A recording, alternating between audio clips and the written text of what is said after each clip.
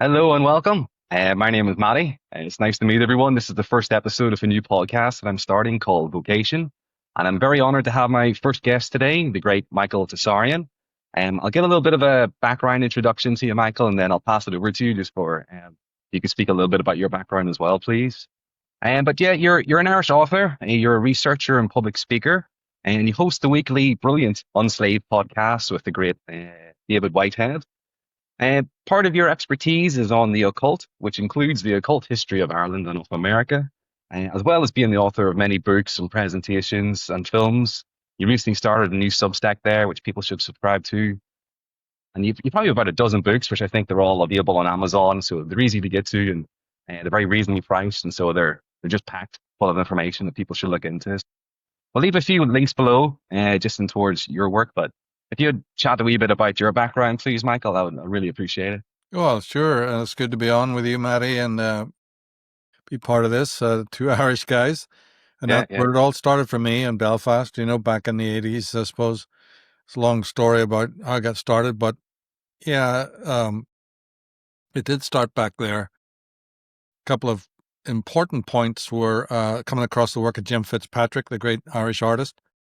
He had written some books on Celtic mythology, which for me was very helpful introduction to the subject, which I knew absolutely nothing about. I had not seen any films, programs, documentaries, never read any books about it.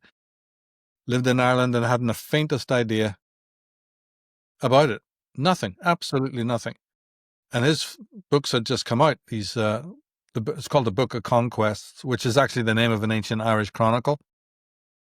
And he named his book after it. In Gaelic, it's, Liber Gabala, the Book of Invasions.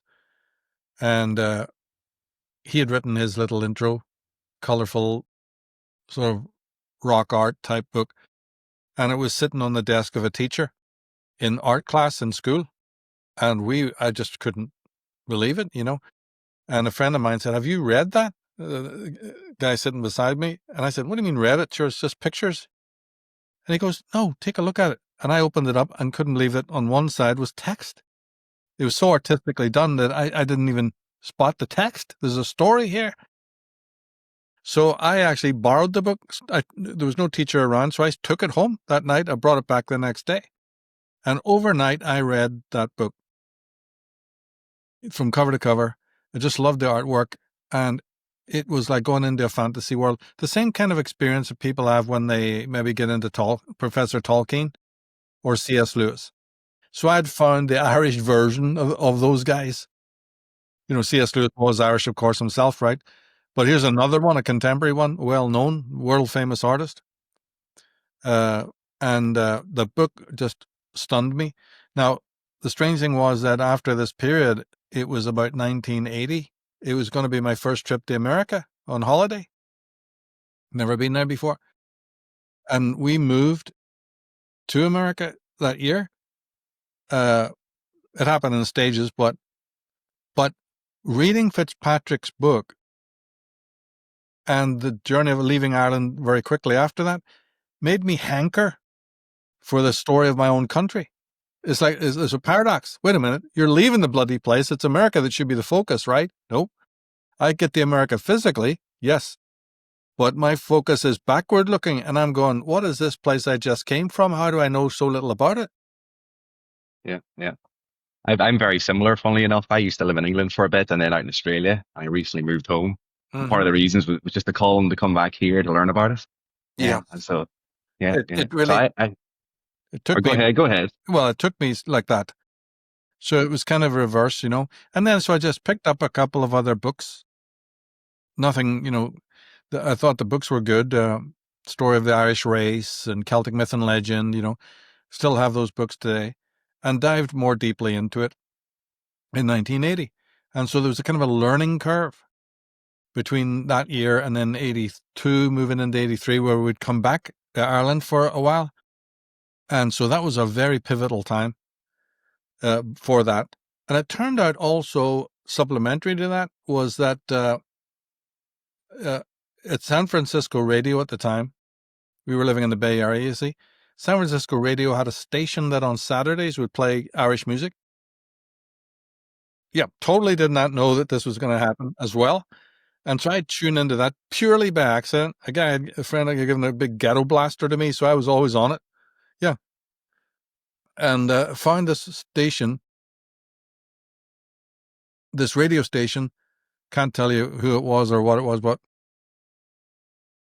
and would assiduously, and then I started to even record a little bit of the music, you know. That's when I found out about Sean O'Rida and people like the Clancy Boys and the Furies and of course the Dubliners, right?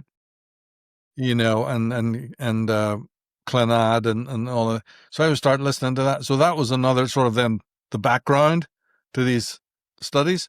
So that's how it happened. And it started back then that wouldn't mature until about 2009 when I started seriously. I think it was about 2007 I started writing the Irish Origins. I put up the website. And then about 2 years after that came out the book, you know, The Irish Origins of Civilization. So there was that long of a study. Yeah. So, and then the book was so thick, it had to be made into 2 volumes.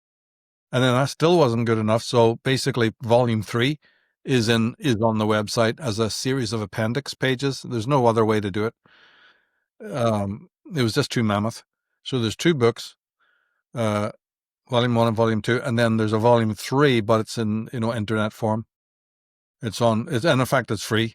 People can just go to the website and look at all the appendix pages there. There's quite a few of them.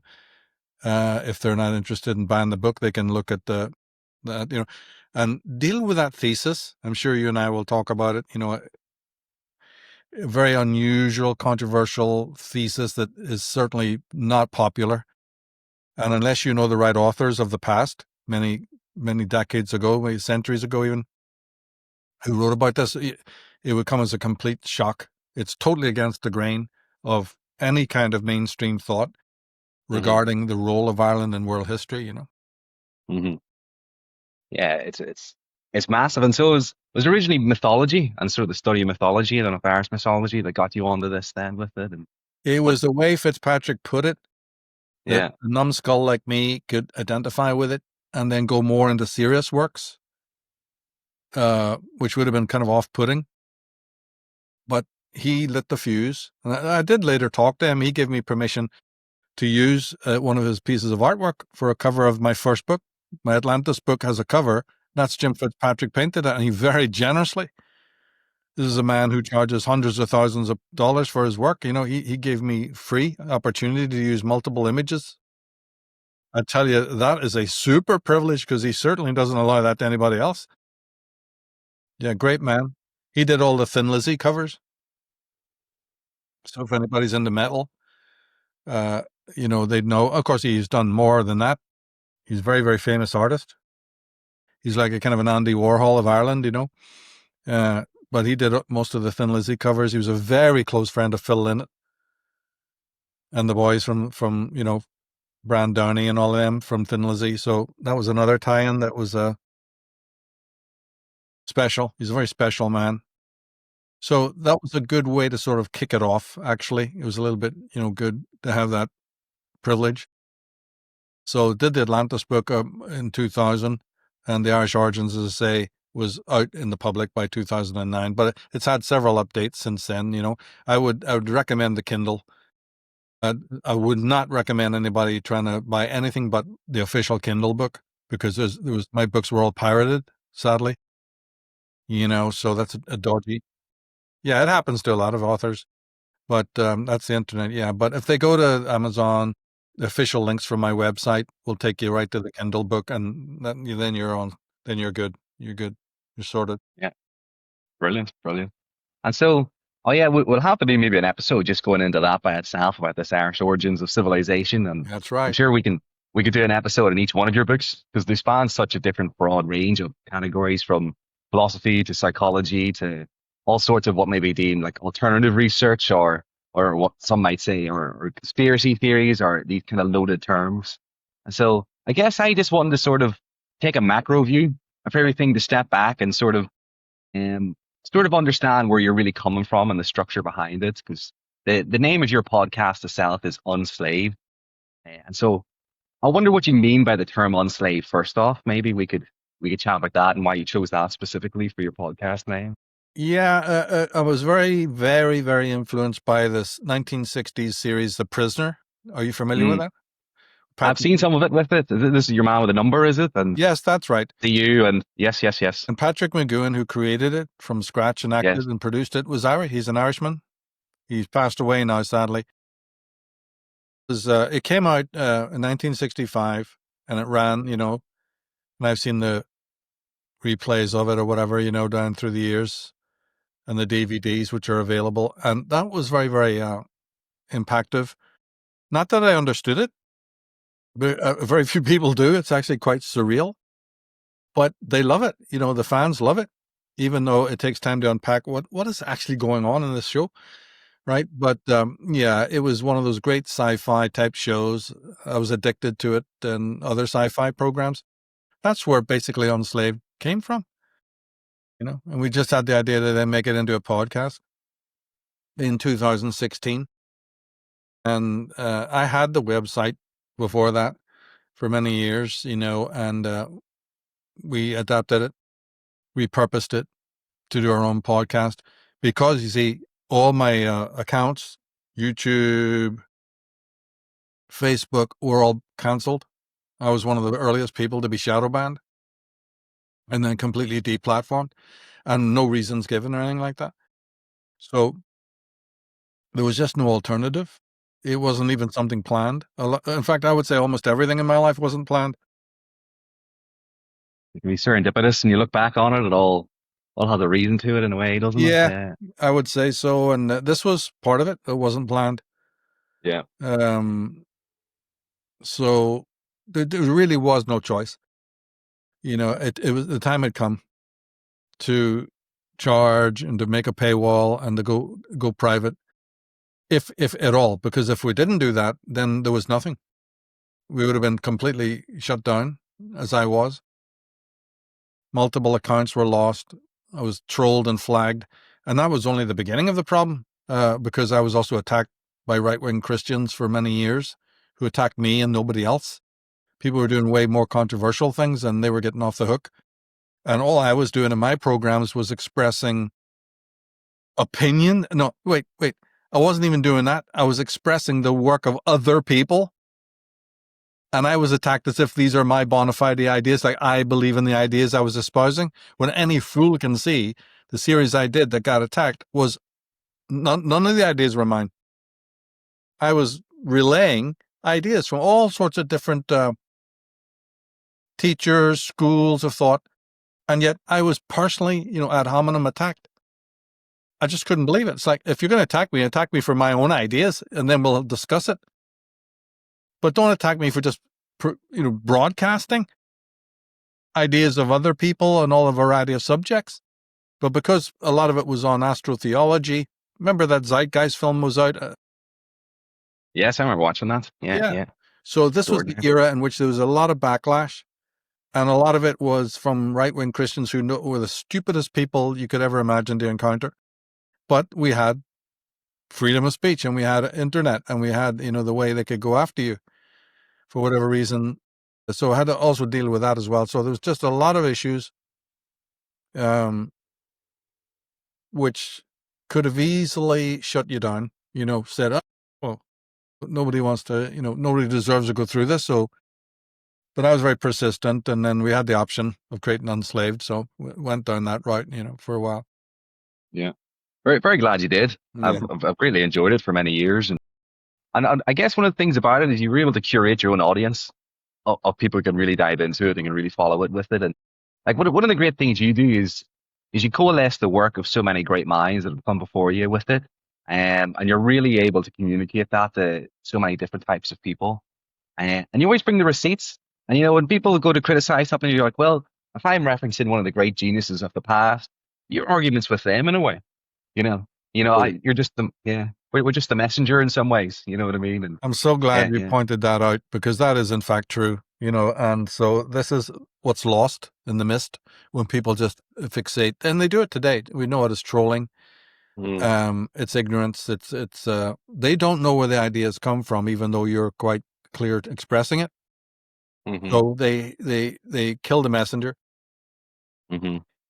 Yeah, yeah, and it's an emotional reaction to it, which goes towards so many of the other things. It's emotionally what you said, I guess, is the truth, and I guess it's because it's the truth. It triggers something within them, and then they hate out at that, they lash out at that because they've spent their whole lives sort of repressing it. And there's all these different mechanisms that they've built up, and then whenever somebody comes along to say it with it, but then you just become the vessel that they can sort of project on to attack. And I Yeah. guess this, Yeah. No, there's yeah, no doubt about that. There's no doubt yeah, about that particular dynamic for some strange reason. And they mm, do it to some and they don't do it to others. And the funny thing is they do it, they leave people alone who are talking worse garbage than you can imagine. The ones that they should be going after, they leave alone. And the ones who've got, as you say, the receipts, they go after. So it's utterly paradoxical. It actually did make me think more in conspiratorial terms, that there was an agenda behind it, because so many losers in this movement were being let free, and had not a single bit of pushback, even though they're charlatans, charging people millions of dollars, right? Absolutely. And getting away with it. Oh, yes, there's people out there robbing their public, selling them junky ideas and all sorts of things, and they got scot-free. They were loved. They were hailed. Trumpets blowing and all. And I'm just over here in the corner doing my thing and getting just lashed, by these unknowns yeah, and for and years.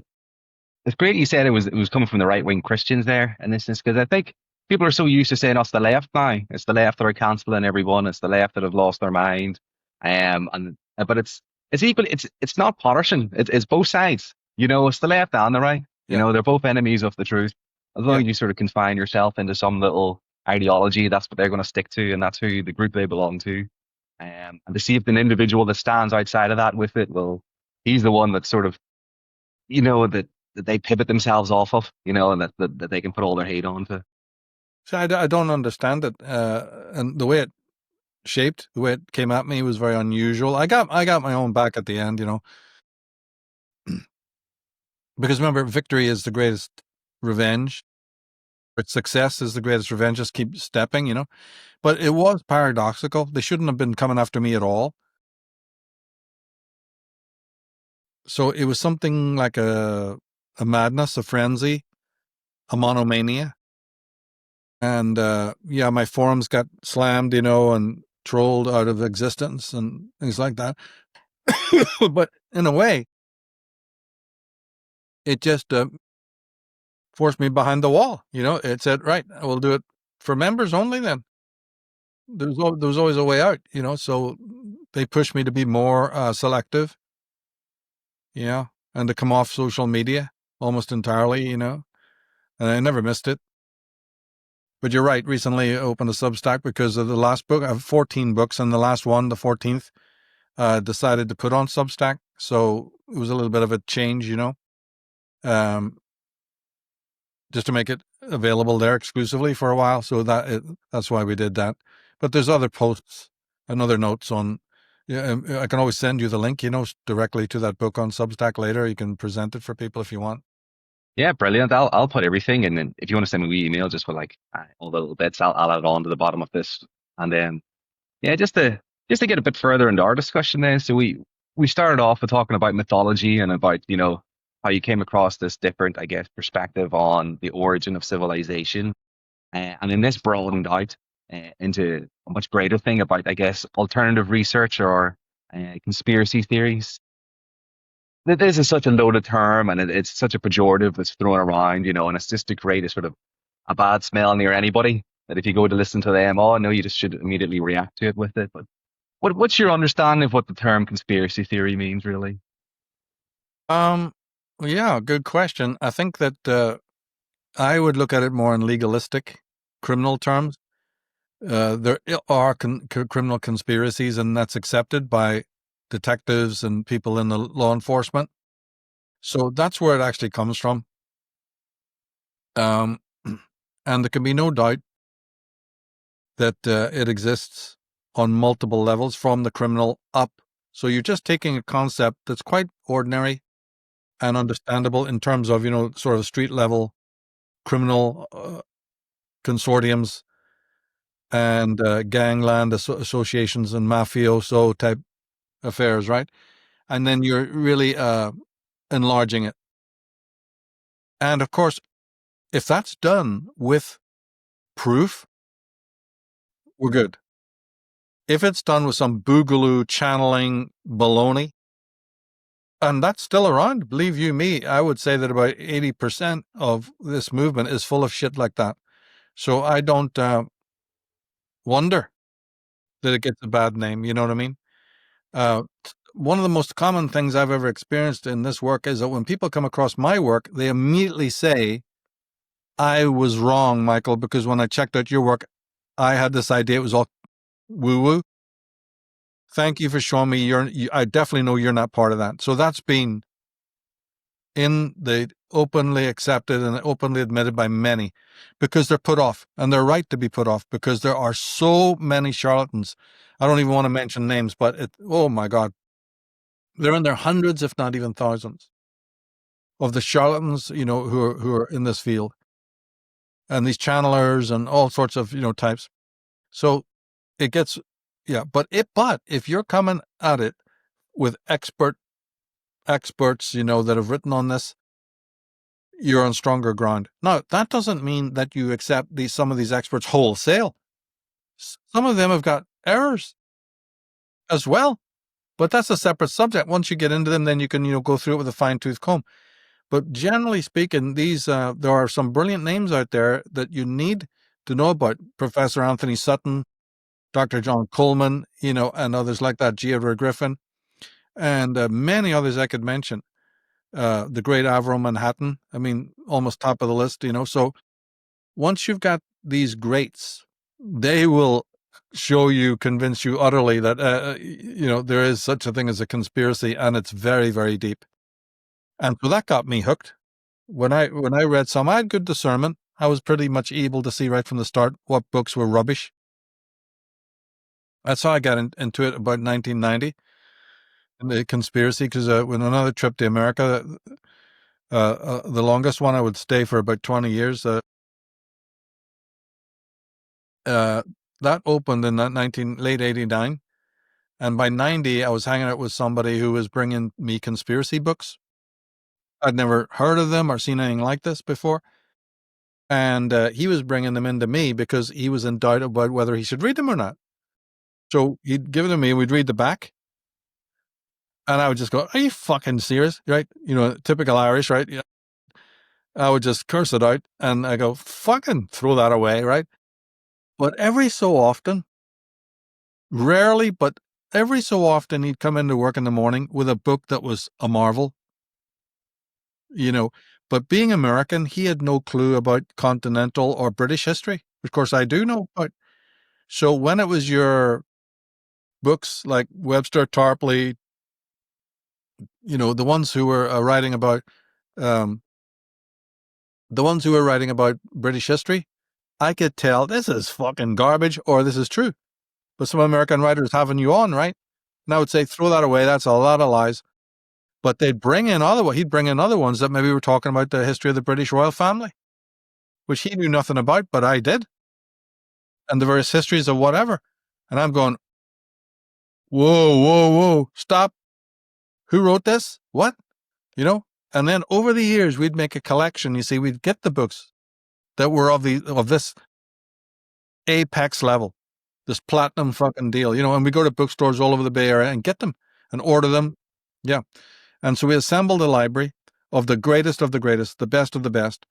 First of all, learning it for ourselves, and this is where you come across your Ralph Eppersons and all these masters, and many were Christians who didn't agree with everything they had to say, but the work that they were doing was scintillating in other ways. And I give total respect to that, and so it was a slow process. Yeah. Into the conspiracy. So then when you speak about it, you have authority and quote from these greats. I think then you're on stronger ground. And it's, as we know, then at that point, things take on a different angle than just when you're running around like some lunatic in the streets, pointing over the hill going, it's them all the time. Yeah. And that's one of the things that got me onto your work. Like and anybody young person that goes through the education system, you sort of come out the other side and like, you've been lied to, right? You go, there's a lie, you've been lied to, whether it's from the media, whether it's from the politicians, whether it's from the institutions, whether it's seeing, injustice in the so-called justice system. But where do you turn to? Where do you turn to find out what the truth is? Who's really going to tell you the lie? If everybody's lied to you so far, how can you discern who the truth teller is? And one of the people I think, well, probably one of the most famous so-called conspiracy theorists or alternative researchers is David Icke, who I believe you used to, I believe you know him, you've met him a few times, but Yeah, yeah. yeah. And I think it was one of his presentations that I'd seen. So much of it I really liked, so much of it I loved. I'd love to actually chat to him at some time about it. But there were certain things where I couldn't go, I can prove this or I can prove that. I know exactly where his source is for this. And so without that, I couldn't take the next step of saying, definitely this is what the truth is and this is where the lie is. And I remember he had referenced, I could be wrong, but I think he had referenced two people at the end of one of his presentations, so where he got a lot of his information from. One was yourself, and one was Ralph Ellis. And so I go, well, if this is who's David Icke's learning from, this is who I have to go and learn from too. I And that's why I see. went to go check out your work. Yeah, I know he mentioned me in one of the early books, but in the beginning when I was contributing to his work, I told him then verbatim I did not want to be mentioned by name.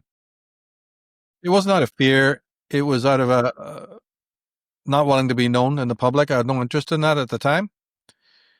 This was around about 1999. I have a letter from him, so it would be dated, but it's in the storage. I don't have it in front of me, where he was thanking me for sending him loads of stuff, and in his correspondence, when I talked to him, and he also has friends that were friends of mine that they introduced my work to him. So we had these people in common, and so he did mention me as being his Irish friend in in The Biggest Secret, whose mother was a clairvoyant, and so on, so on, so on. He described it, but he didn't mention me by name, and that was fine at the time. I didn't want that. Yeah. So we have different lines of research, though. I think there's lots of areas of his work that I don't subscribe to anymore, but but that's Fair enough. inevitable. That totally Let's is see with inevitable. everyone. Yeah. Yeah. And there was somebody else, his name slips my mind at the moment, but it was a topic, it was about the occult. And the occult's one of these things that people hear about and you hear written in different books and you've maybe seen it in films or, tangential references to it in different areas. But if you'd really ask people what is the occult, as an occult historian yourself, how would you describe what the occult is and how would you introduce somebody to this? Yeah, well, that's a huge question, but Mm, obviously the word just means hidden.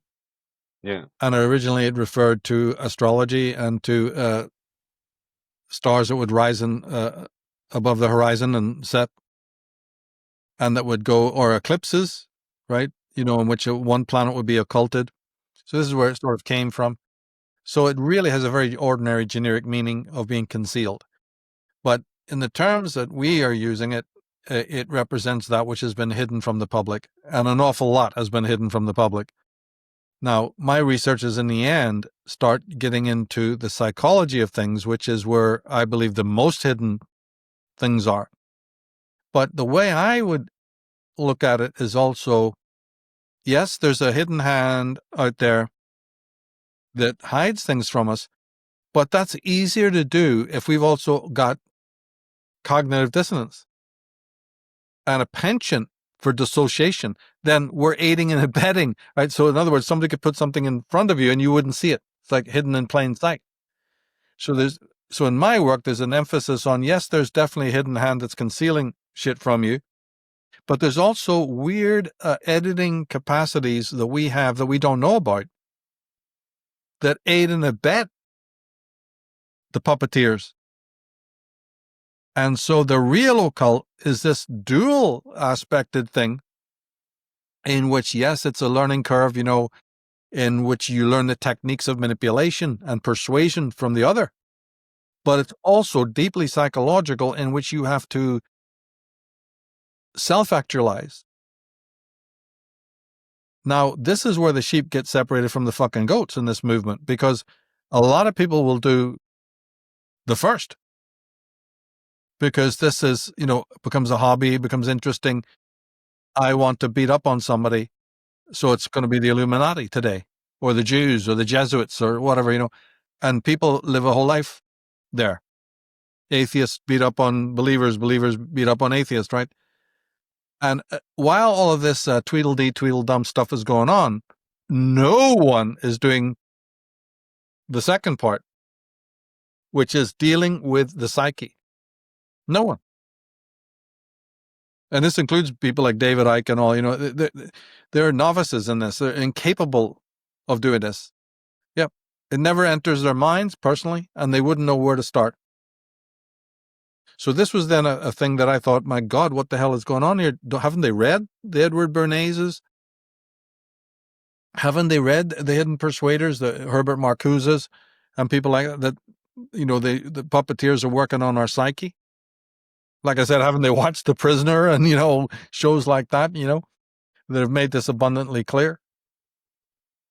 And movies like The Agency and Equilibrium, and it's even on big screen TVs. The big movies have even whistleblown this fact. And so there's actually there's something in our own eye, so to speak, that also prevents us seeing the truth. So this is a very dual aspected thing. You have to do both at the same time. Now that's a lot of energy for most people, right? Beating up on the Illuminati or the whoever, right? The external threat, and uncovering what they're doing. Yeah, that's fascinating. It needs to be done, and it is interesting, and I appreciate the people who do it. But it is only 50, as I've argued this from book one. And this is why even from my very first book, which is on Atlantis and related things, but it's deeply into the occult, that book really goes into the hidden conspiracy in a very deep way. Already my paths were already divided from people like David Icke and others right from the very first book. Wasn't planned, but obviously my researchers took me in a totally different direction, Mm-hmm. And one of the people that I'd come across as a teacher before, and I heard you reference him, was the great Jinu Krishnamurti. And I remember he was somebody who speaks about what the truth is, and he does it in an incredibly unique way where people should 100% go look up his talks online. But I remember him saying once that in order to understand the truth, which is a pathless land, as he described it, in order to go very far, sometimes you've got to start from very close. And one of the interesting things you'd mentioned about like what's hidden in front of our faces, like as an example of this, like for example, how we create our reality. You can see your nose all of the time. It's just that your mind edited it out, so it's not really obstructing your view. But I remember when I was a wee boy, strangely, I just noticed it once, and I couldn't get rid of it for weeks. Yeah. And so it's one of these things like that which is closest to you can be hardest to see. And so it's all well and good to have, talks about conspiracies and the Illuminati and the Freemasons and so on and so forth. Or you mentioned that other half of where there is a hidden hand. It does manipulate people. One of the ways it does that is through psychology and of manipulating the psyche. How else would it be done? But people don't want to do the work in regards to that. And so if you were trying to describe how people's psyches are enslaved or what the psyche is, would you riff on that for a little minute of how you sort of think that works? Well, first I want to address what you just said there about the glasses on your face or the nose on your face. Yeah, the philosopher Heidegger called it the distancing of the nearest. And I've also used the term invisible bias proximity. And this amounts for, because my latest book was on existentialism, and which is a philosophy, and this is actually quite a large part of that philosophy, it turns out, what you're hitting on here. This phenomena that the pedals on the car, the handle of the door, the seat you're sitting on, it's all invisible. And almost everything that we call consciousness, we're not really conscious of in any kind of way. We're deluded by our own language. We're self-deceived. There's so much around us, the colors, right? You wouldn't believe what's around us that we're not even consciously aware of, but we think we are. So there's a whole, conversation one can have about that. And as I said, this has been used by the hidden persuaders. This tunnel vision. Now, of course, somebody would argue, but we need to be like that because it is the tunnel vision, the ability to be able to exclude, that we focus and get things done. Hey, and I totally accept that. Of course it is. But that still doesn't mean that you can't be aware of your ignorance. Like Socrates said, that I know nothing, right? You must at least be conscious of that which you're not conscious of. I know it sounds paradoxical, but this is how, the higher awakened person gets it. Now, Krishnamurti, this is Jiddu Krishnamurti, J. Krishnamurti, is probably one of the greatest philosophers who ever lived. And you're right. And he always maintained, like you just said, he would illustrate that, look, worry not about the end of the goal, the goal, worry about the first step. Because in the first step is the ending. And people couldn't get any of this. It was too simple. It was too zen. But the main thing, what he was, I'm so glad you brought him up, because there's not many people like him.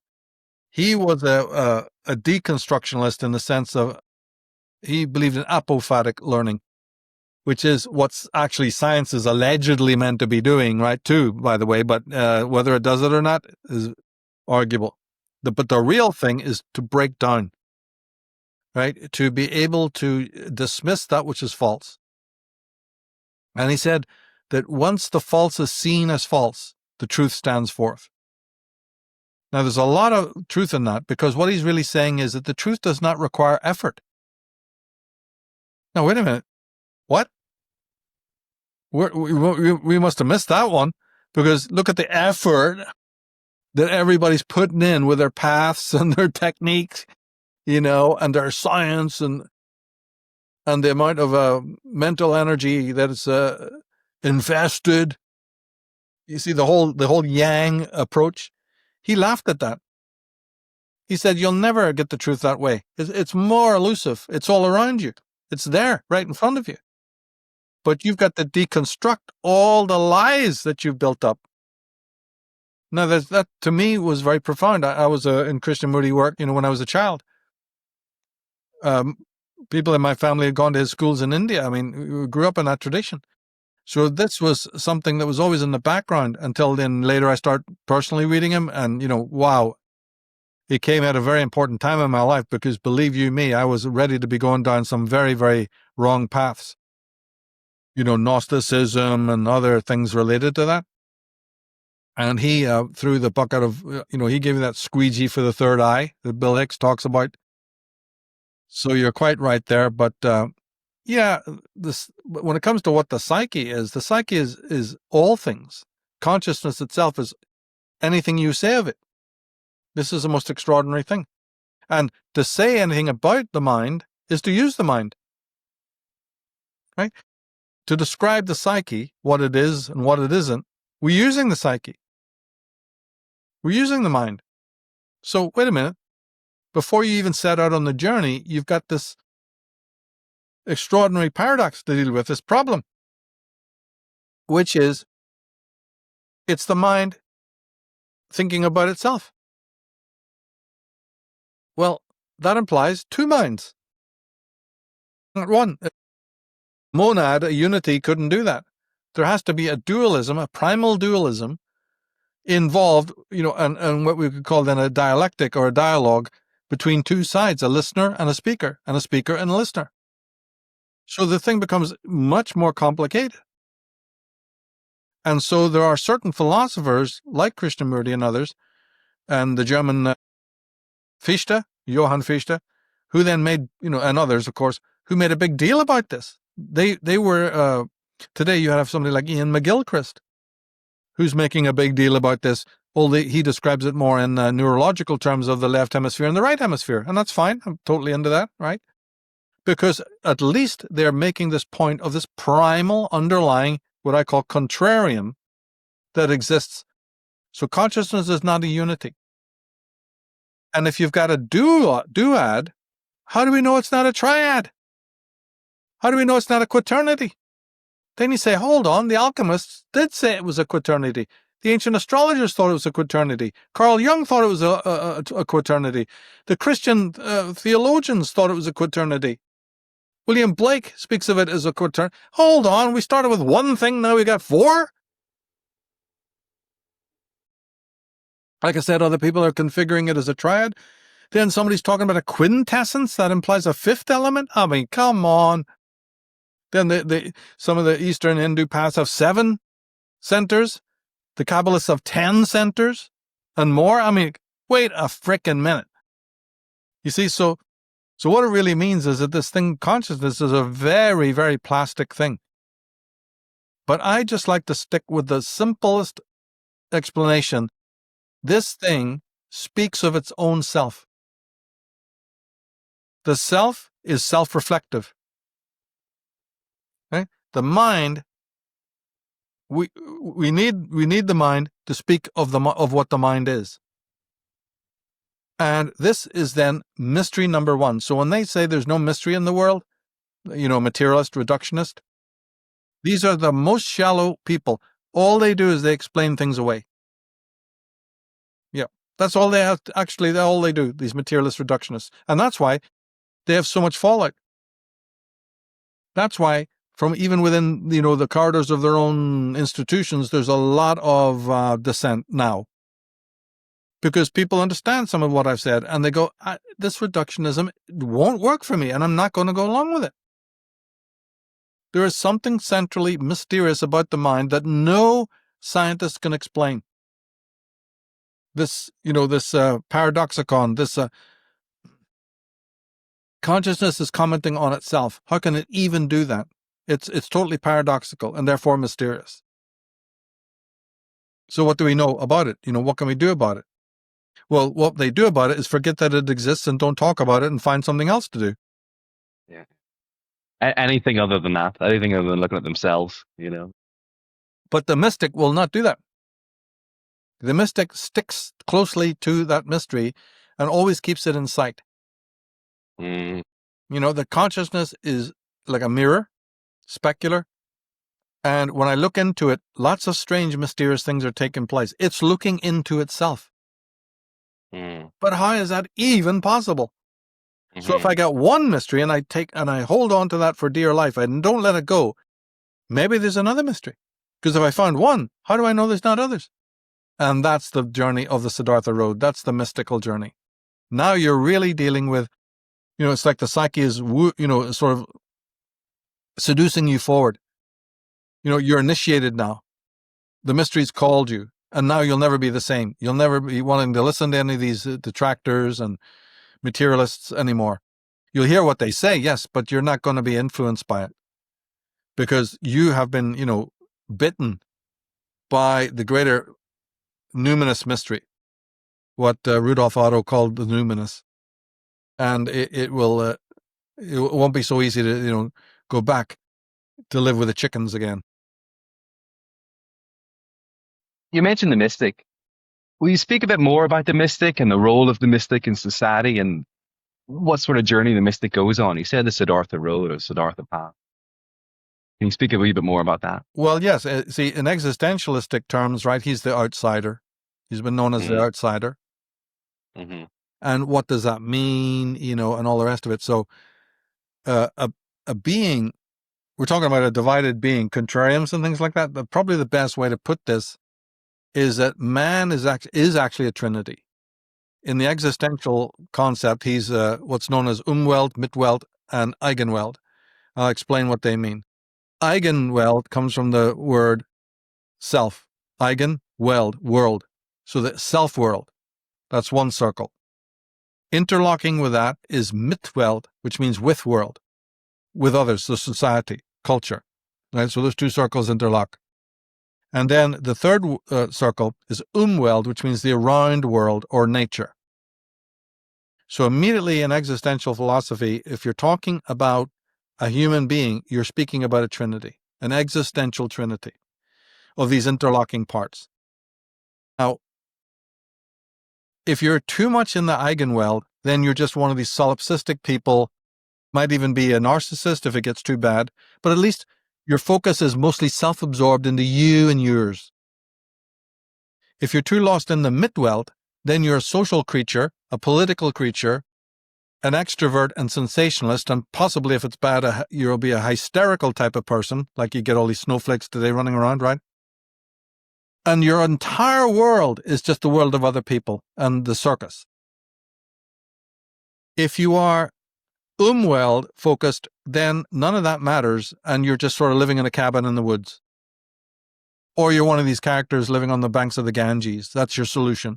Get the fuck away from people, become a hermit, become austere, run away to the mountains or to a monastery, and contemplate your navel and all, and just you can like the hippies tried to do that. They tried to sort of hug trees and go, rolling around in the mud, and there was this fake interest in the natural world. We still get it today in the ecology movement. That's what they're about. That's what their roots are. So each one of these circles has an imbalance.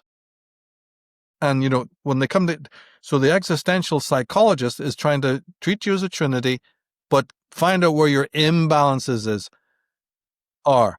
Hey, you're not paying any attention to the natural world around you. It's your umweld, sphere that needs to be brought into balance. Hey, you never think about yourself. You're so lost in the world of other people. So eigenweld is where our therapy is going to work with you. Or your midweld is broken down because you were hurt in life by parents and girlfriends or teachers. So you've just shut off from other people. You're too eigenweld. You're not enough midweld, So let's work on that. Have more faith in people. Be a little bit more social. You see, so this is how they'd work it. And there's some existentialists who even believe there's a fourth circle, dealing with a different dimension, which would be the spiritual dimension, and that's fine too.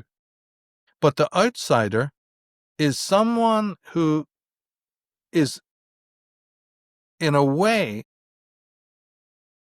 a mystic, who has kind of said, I am looking for that other dimension. I've got these other things in balance, or I've understood their essence. I've understood the essence of these things, but I feel even a deeper calling. And the way that some of the existential writers talked about it is that they just don't feel at home in any of those places for one reason or another. They don't feel at home in themselves. They don't feel at home in society with other people. And they don't even feel at home really in the world, in nature. Maybe to an extent. And you get these sort of Nietzsche-like characters who are restless, who don't feel at home even in their own skin.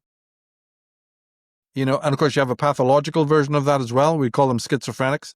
But no. Although the outsider may toy with insanity, he's not really insane. He's a mystic. He's on the Siddhartha road. He's looking for that which is, beyond the reach of his fellows. And you get some wonderful movies that have gone into this. And you get some wonderful stories, by the existentialists. And so then, now somebody like Krishnamurti comes along and says, truth is a pathless land and cannot be approached by any path whatsoever. He's speaking to the outsider. Because when he said those words, he dissolved the Theosophical Society. He dissolved not just them, but he dissolved all. He wanted to see the dissolution of all religions and all schools and traditions. Because he was addressing the man on the Siddhartha road saying, and that way, that path is yours and yours alone. But do you have the courage to walk it? No one's gone ahead of you. No, it's like the chariot card in the tarot. No one's gone ahead of you. You are the rider. You have to thrash through those forests. And the way, like the Fool card, opens up as you walk. There is no path. Krishnamurti said the truth is a pathless land. I don't think that's ever sunk into people's heads. The Theosophical people got very upset when he said it. And, it split them into those who went with Krishnamurti and others who just stuck to the old way. But all his life, he never flinched from that. So it really, the long-winded way to answer your question is that the outsider is the man who makes his own path. William Blake said, if I do not create my own path, I'll be enslaved by the path of somebody else. Or the system. He meant the system of somebody else. And all of us face this. Now, in the beginning, you may need direction. It's perfectly normal, right? But later on, as you mature, you've got to carve your own way out.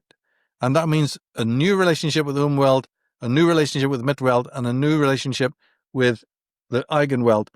So it doesn't mean leaving those things. It doesn't mean abandoning them. As I argue in my book, it's the way of seeing. It's not the doing of the thing, it's how you do it. This is where authenticity comes in. But that's a very misunderstood word. Sometimes people want to make too large changes when it's actually a very nuanced thing. It's actually a very simple reorientation in your way of seeing is what makes you authentic, not some big fashion fucking statement. Not your blue hair. Certainly not any of that. That's the height of inauthenticity, actually. And so, yeah, there's sort of two ways you can go to know that you're on the path, I guess. One way is to choose to reject it and say, I'm going to be part of the lie. I'm going to go with the group, whatever the group says. My opinion, my feelings, my perspective, they're all secondary.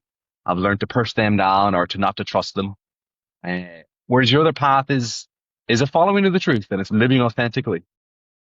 How do you know when you're walking on the right path? Well, you never really do because it's opening up as you go. Yeah. And you are the one who decides. This is where your free will, comes in. This is where your deeper voice, your conscience comes in. The other paths which are formulaic, they give you a certain kind of certainty, which most people say, that's good enough for me. I'll be corralled by that. See, the thing that's why there's so few mystics in the world and plenty of conformists is because this other path that we're talking about is difficult. And you won't be able to do it without a lot of ability to, I'm thinking here, see, in terms of even physical energy, my mind goes to people like Wilhelm Reich. You need to be able to tap into the inner source of vital energy. Yeah. You won't even make it unless you can really muster the physical life force to persevere against the obstacles that are not going to come toward you. It's like playing a video game, they're just going to throw everything at you. So you need a lot of vital energy. You can't be a weak soul and hope to make any progress. So that would be the physical side of it. To keep your body and your health together, would be an enormous part. Then on top of that, once that's sorted, then you'd have to be okay with this sort of spontaneity and flexibility. But even more so is then you have to awaken conscience, which is different than superego. All right? Yeah, there's a big difference here. There's actually two moral centers. We talked earlier about two, the consciousness splitting into two in order to function. Well, this is also backed up by the fact that really, as we develop as children, there's two moral centers. And they're quite different. People don't realize this. One generates guilt and another generates shame. And the two are so similar that we know most people today have no clue what you're talking about. They couldn't tell the difference between the two at all, right? But in psychology, they matter a lot. And the shame comes from the conscience. And the guilt comes from the superego. And both are needed. You can't get rid of one and, leave and only have the other. You need both of them, but you need them again in the right balance. Now, on the Siddhartha road, the outsider needs to awaken his conscience. So his let's say this is where you get into values and good and evil. Because the conscience will have now its own moral structure that could be very, very different, you see, than the people around you. You may have to fall in love with the word no. You may have to set more boundaries than you've done before. You may have to use your will and your desire, in a different way. And all of these things, and also there may be a lot of abandoning of certain ways of being, and certain friends and certain approaches as well. All a lot of hard work. So that's what I would say about that is, now, it's not that you can't find pointers. You just mentioned Krishnamurti. I mean, yeah, you should read his work, should listen to him. You'll get some pointers from him and other wise souls out there, right? But as I said, there's a lot of fucking charlatans as well, espousing a lot of lies. How can we tell the truth from, the good? Well, that's where people like me come in. Right? I'm not boasting. I'm just saying that this is where, because we've done the 30, 40 years of work. And hopefully if people are into our work, that will assist them in being directed towards only the best of the best, with warnings about, oh, this guy's really good, but there's a few things over here that, you got to watch out for. That's what I do. Yeah. You do superbly as well. The best I can. And this it sort of goes back to the beginning of saying, like, okay, you're brought up into society. We sort of said, listen, we know we're being lied to. We know the institutions lie to you, so on and so forth. And then it comes to, you're trying to understand the truth and who do you turn to.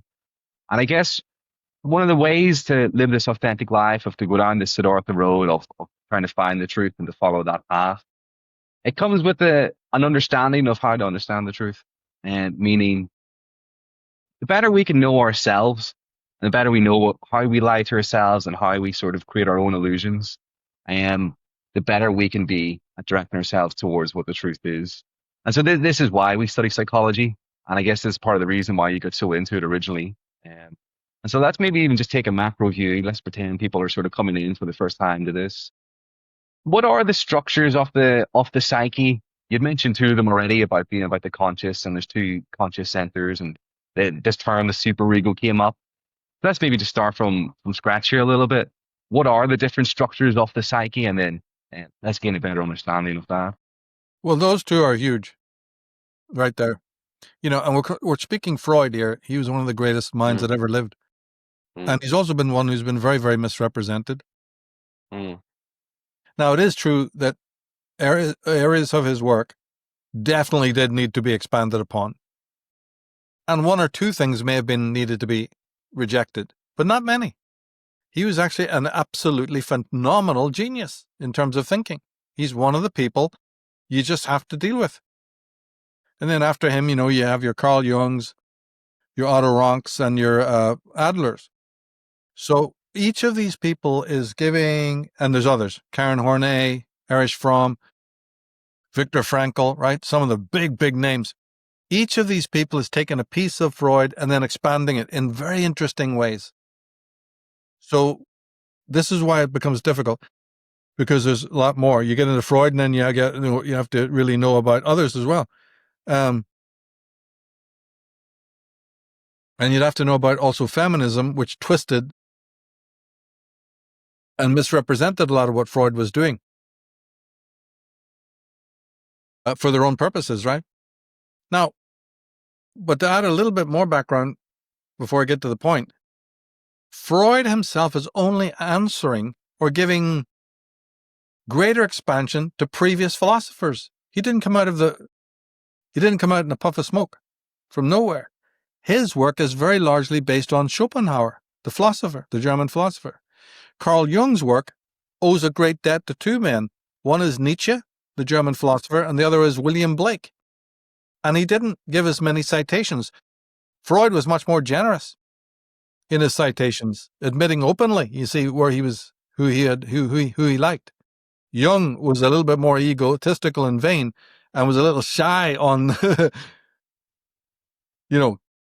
giving citations. Doesn't really take away from his greater work, but at the same time, it's just a small foible that he had. Freud was much more generous and genial and urbane. So it's passing the baton. These ideas were already in the zeitgeist in German philosophy, in Italian philosophy, and Platonism years before. But what happened with the Freuds of the world is that they give a new slant, right, which was really needed at the time as well, because the philosophy had become too stodgy, too embedded in the weeds, too difficult, and too abstract. So Freud comes along and sort of takes a meat cleaver, and he pours corrosive on all of this stuff and tries to get at the heart of things. And so now, of course, he was a materialist in his own way to a degree, right? He's a complicated figure, but he did reduce things down to just the sex drive. And he basically understood that, you see, the easiest way, the shorthand to understand Freud is that he thought man was a beast. Yeah. Strip away the socialization, strip away the civilization, and you get nothing but a rapacious, instinctual, lustful, barbarous, hedonistic creature who, if he could, he would just rape and rend from morning till night. Right? He'd be up to his eyeballs in blood, other people's blood, and probably be dead himself very young. That's it. And so his work is therefore to try and describe how the hell then did we get from that to civilization. That's all it is in a nutshell. Yep, it is unbelievable. And then, so he then believes that to get to the next step from what I've just said, he says that obviously that bestial being, the only reason he stops doing what he's doing, there's two reasons. One is that a greater power than him will punish him for his bad deeds. Like a big daddy will punish a child, right? So he's forced from this authority. Higher authorities tell him no. The tribal chief, or a stronger bully, or something along. Eventually, it becomes the law. You know what I mean? No, thou shalt not, or a god even. For Freud, God was nothing more than a big thou shalt not sign in the sky. Needed, very needed, but only for infantile type minds. This bestial type of mind, you see, who's incorrigibly uncivilized. Then the second reason why there might be a quelling of the violence is because man is infinitely distractible. Like a string of beads to an ape. Give him some fucking car chases. Give him some love scenes. Give him some football. Right? Give him some 200 channels. Right? And plenty of games and plenty of sweeties. And what happens is he forgets for a minute about clubbing people to death. And gets involved temporarily. Freud was a pessimist who said this is only a temporary remedy because eventually we'll have another world war. He used to cringe, when he heard the wheels of the cannon outside his wall as they were marching off to another war. He would cringe. He would shake. Here we go again.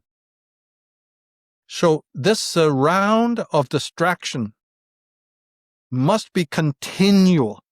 We know it today as the media. We know it today as sports. What is 11 guys kicking the shit out of each other with a football? What is that? What are you really fucking looking at? So if you look through Freud's eyes, it's war. What is a boxing match? What is wrestling? But when you look through Freud's eyes, then it becomes, what is a game of chess? It's another war. So this thing, what he wanted to show in his volume of works is how many shapes and forms this displacement and compensation are the two words he used, how many forms they take. Right? You want to rape and rend all women, but now the society only allows you to marry one. All right. Well, fuck's sake, okay, I guess that's it. But I might do a little bit of, moonlighting after I'm married. You see? But mostly go, oh shit, is that all I can get? Yeah. So civilization is a cap.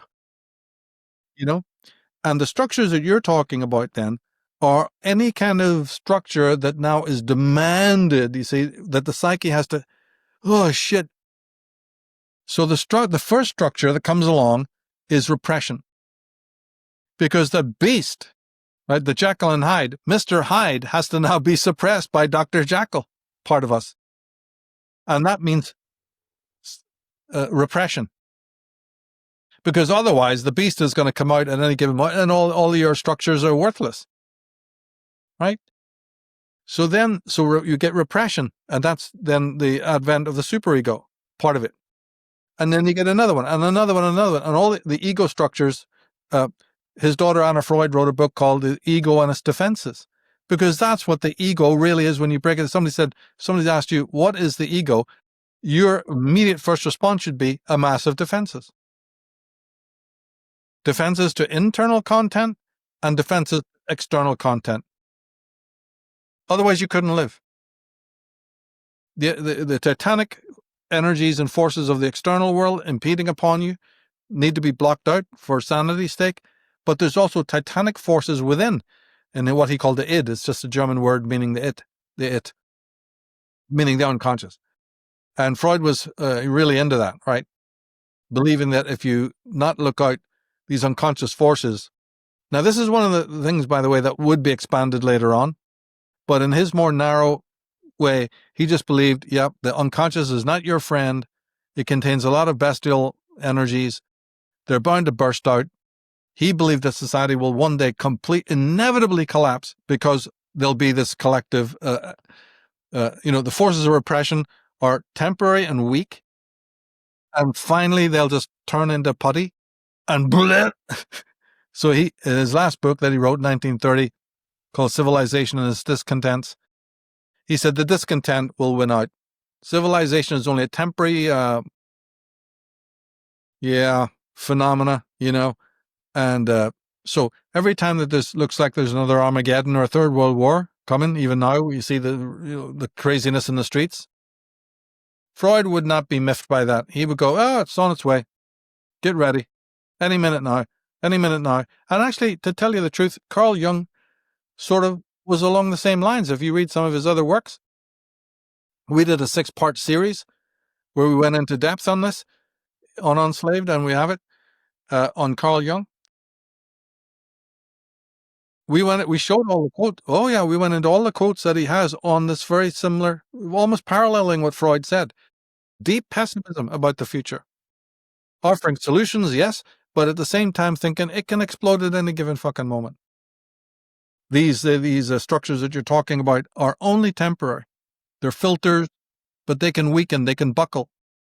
And they can also buckle if the Marcusan, Fabian architects of control want them to buckle, manipulate external trauma to precipitate a mental and psychic meltdown, which, I think you'd have to be a fucking lunatic to not believe that that's happening.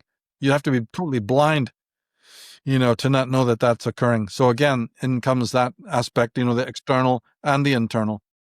But these are massive questions. And you have the Freudian approach. And later on, you've got other guys who take a little bit different tack on that because it's not as serious. They're more positive. But yeah, strictly speaking, Freud was a pessimist who believed that all these structures are just temporary salves. This bestial thing can only temporarily be either you're punished, you'll stop it because you'll be punished by a more powerful jackboot, or the endless distractions have to be continually increased. Look at VR today. Look at AI today, right? You see, that's what's happening. They're ramping up the bots, right? You can have a sex doll. You can have, you can play video games from morning to night. You can get on your phone. What is all of that if not distraction? Because the distracted person isn't out there killing somebody. Right? He's not giving in to his instincts because he's literally distracted. That's Freud in a nutshell right there. Freud never changed his outlook through the whole of his life. Yeah. And so it's, again, I like sort of just starting off with a macro picture of it, of where we say, right, we know we've been lied to. There's this hidden hand. One of the ways it manipulates us is through distractions and manipulation of the psyche. Our way of trying to get out from it is this kind of call to adventure that the mystic feels, to become an outsider, to move away from the group.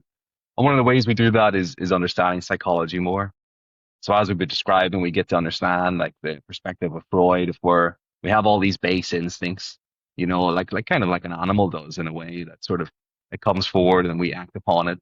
There's different ways that we work to try to repress that.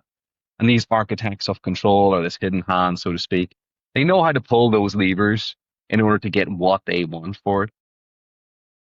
How else?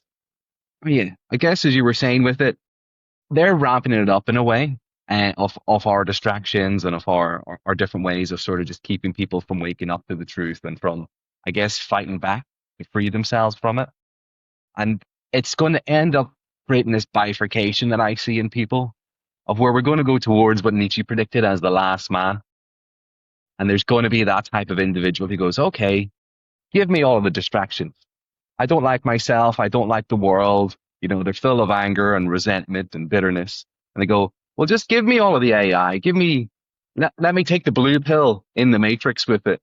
And then you're going to get the other kind of person who says they go, no. And in a way, they become almost an extreme version of the mystic, maybe in the modern world, because the forces are so strong, or maybe it's always been that way.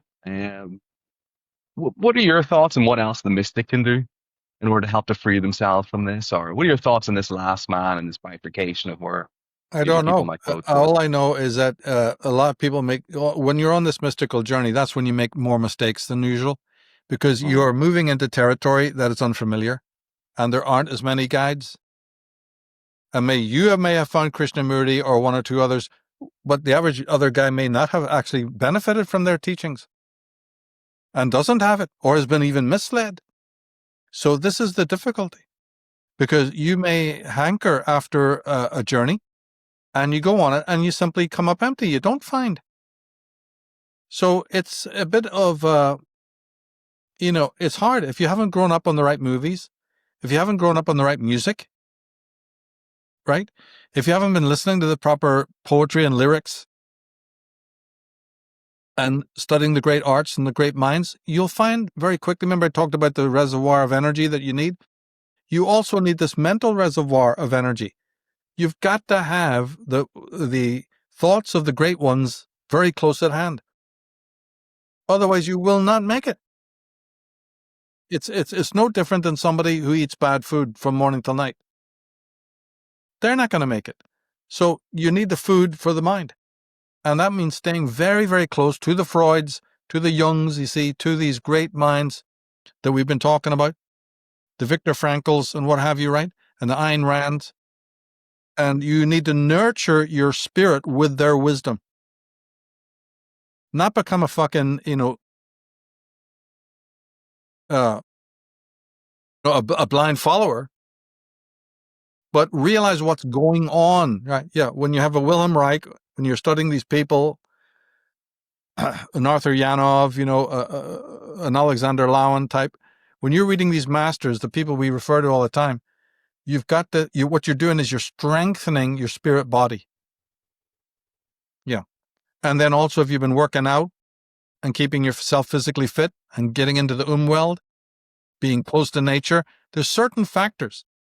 Now, in most of the people that I have ever met, they're not doing any of that. They're mystics. They're attracted to the mystical path, but none of them are doing anything what I've just mentioned. They can't make it. They go psychotic. Or like you said earlier, they fall back into the pit. The crabs pull them back into the bucket, or they just go, whoa, whoa, whoa. I tried a bit of that. When I was young, I tried that long-haired stuff. No. I'm back, straight up and down life. Yeah. Oh, fuck, don't talk to me about that.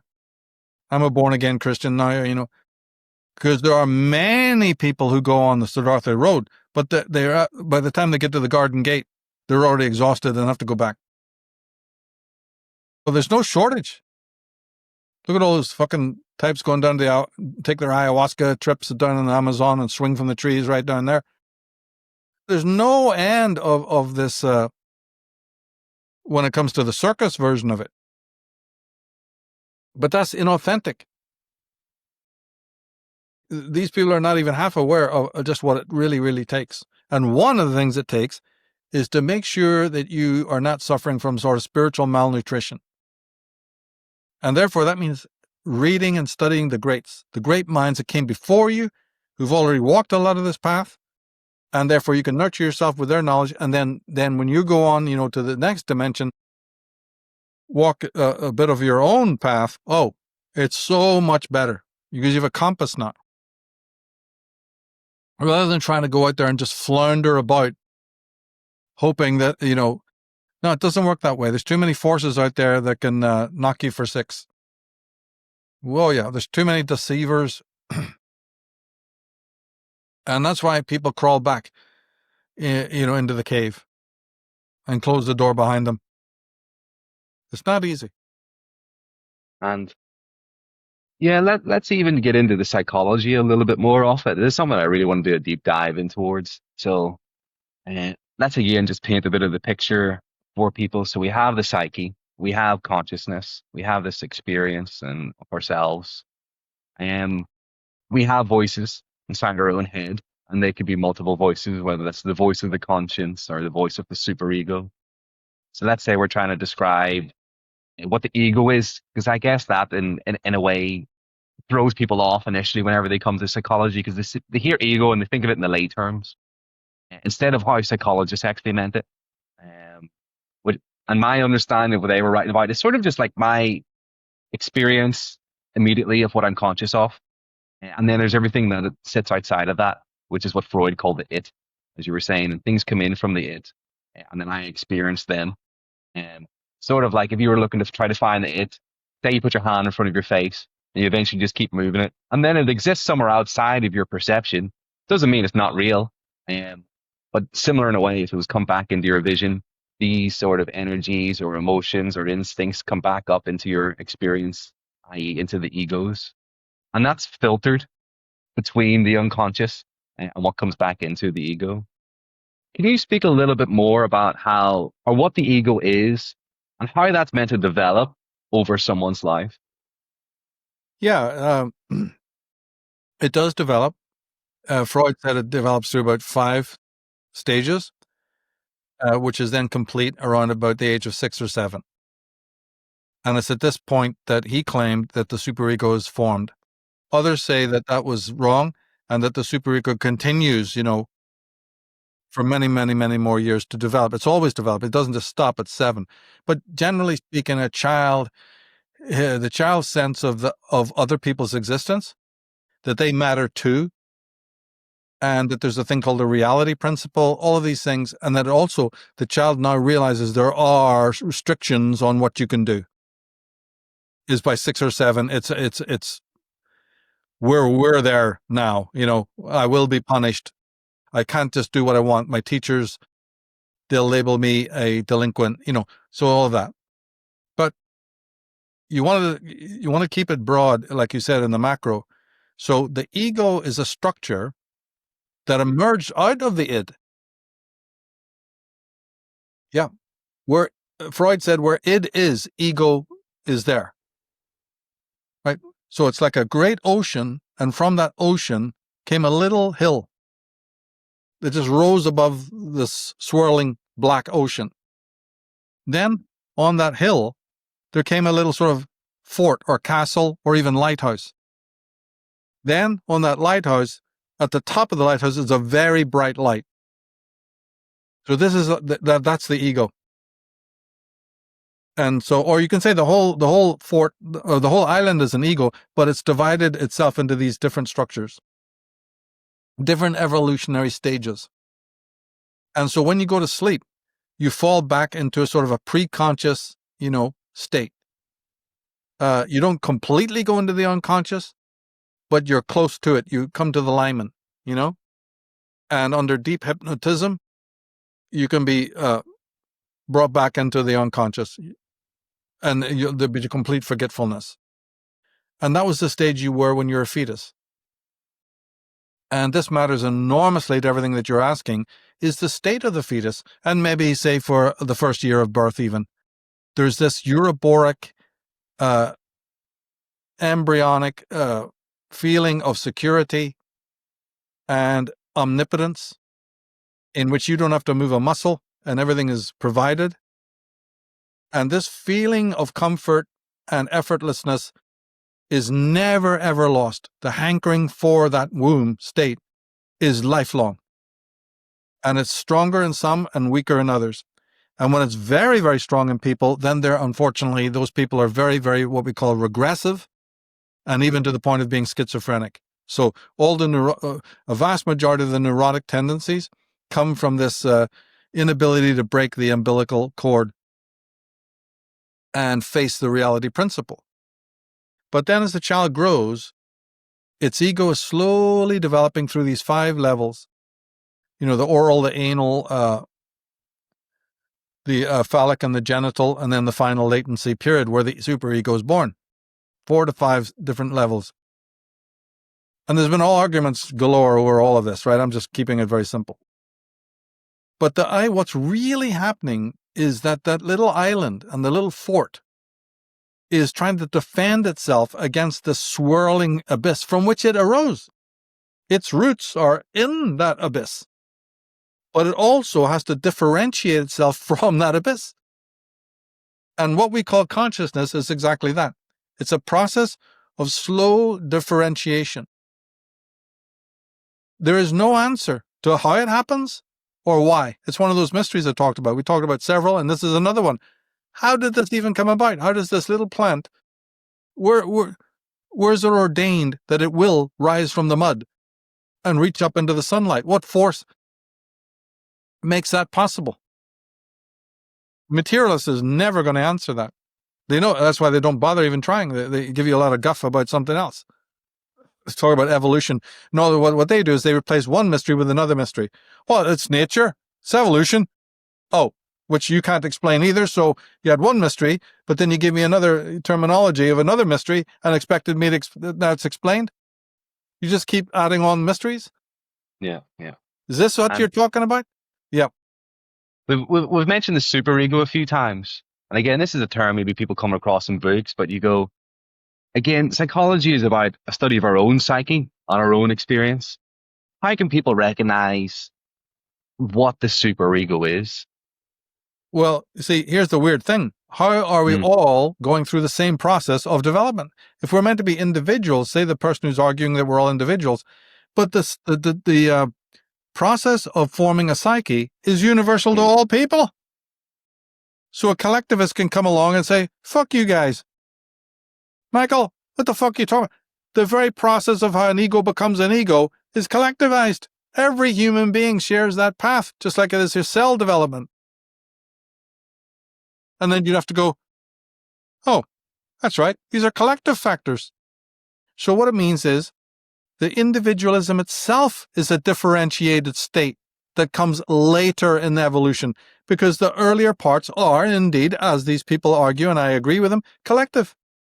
Just like tribal life precedes individual life. Nobody's arguing that. We start off as social beings. Now, the ego is the pastiche of all the influences, you see, that lured you out into the world. Mother and father at the beginning, of course, but siblings and extended people. So the ego is a composite. What's individual about it? Not very fucking much. What the psychologists call self, capitalized S, is going to be the part of you that is the individualistic part. The ego, in one way, is the biggest fiction of all. The ego is a pastiche of everybody.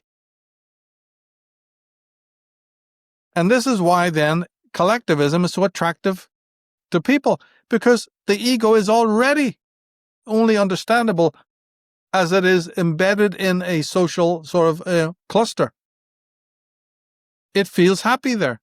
Oh, it has the odd moment, right, of kicking and screaming.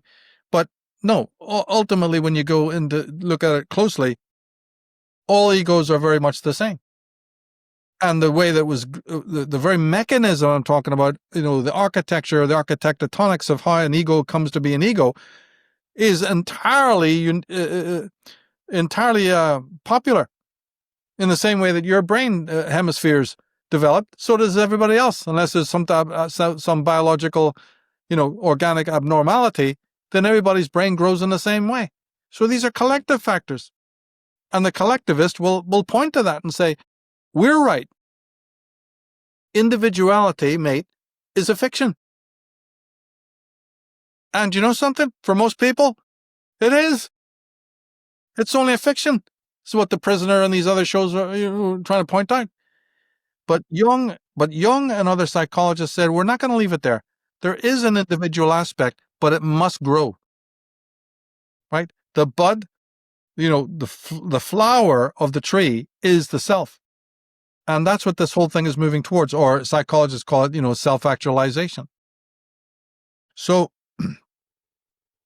one thing that comes out of this is that all the schools of known psychology are based primarily on the study of abnormal types. So when we say psychology as a subject, really we should be saying abnormal psychology, since it's mad people in asylums that Freud, Jung, Bleuler, Charcot, right? All of them were studying all sorts of loonies or malingerers, in the famous hospitals of old. So along comes a Captain Kirk type individual and goes, stop. Wouldn't it be better to have the reverse? Your psychology should be of heroism. We should first know the psychology of the self-awakened, self-actualized, heroic person and work backwards from that, not start with theories that are from the worst of our human types. And people go, whoa, whoa, whoa, whoa, what? Yeah, that's pulling out, right? And psychology itself would have been better off, let alone the human race. The human race and the psychologists should have started with finding who are the heroic people, who are the Krishnamurtis, who are the Khalil Gibrans, who are the Leonardo da Vinci's, who are the William Blakes. Try to study their psychology and build your profiles, build your methodologies and your therapies on that. So in other words, have the perfected version first, Adam Kadmon, and work your way down to the pathological types. And if you had done that, you wouldn't have half the fucking baloney that has come along, with all of it, all the detritus. You guys have been pushing, like Sisyphus pushing the boulder up the hill, starting with the worst examples of humankind and building psychology of that, and then trying to tell us you give us only a foggy picture of what it means to be a master and a hero. And you know something? They're fucking right. And Ayn Rand would go immediately turn around, and Ayn Rand type character would go, oh yes, I'm for that. You should have listened to me.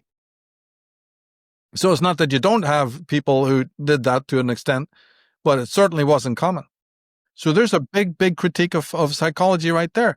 Yes, it has helped us to an extent, but at what fucking cost? And it helped to a degree when it left out the real issue. What is man in his perfected state? Isn't that what the alchemists, isn't that what the mystics, isn't that what the ancient Egyptians, right? Adam Kadmon is not Leonardo da Vinci's, Vitruvius is man. Let me know about that man. He's perfected. He embodies the phi ratio and all of these other things that one could say, right? About man as perfect. You haven't studied him. You've studied abnormality. How can you guys be sane? If you spent your whole life studying madmen, I wonder about you, doctor in the white coat. Are you half as insane? And even some of your techniques may not be what you think they are, because the lab rat was already fucking diseased. You see, so there's a big screw missing here. So we are still not evolved yet. So it pertains to your question, because what we know of an ego, what we know of what we are, unfortunately, when you open the book to find out, it's an encyclopedia of abnormality. It's predicated on abnormality, not on perfection. So there's a DSM. Well, there's no positive of it, And there's the flower, the rotten flower of the process I've just described. You're going to get to that, and you're going to get the big pharma, and you're going to get all the injections and all the nightmare list of it. This drug will make you insane. Be careful, right? It'll make you homicidal or suicidal. Yeah, that's right. So you want to look at the bigger picture. This is what we're doing. The whole wrong end of the stick has been got. And it has also then caused many, many dark flowers of evil to blossom.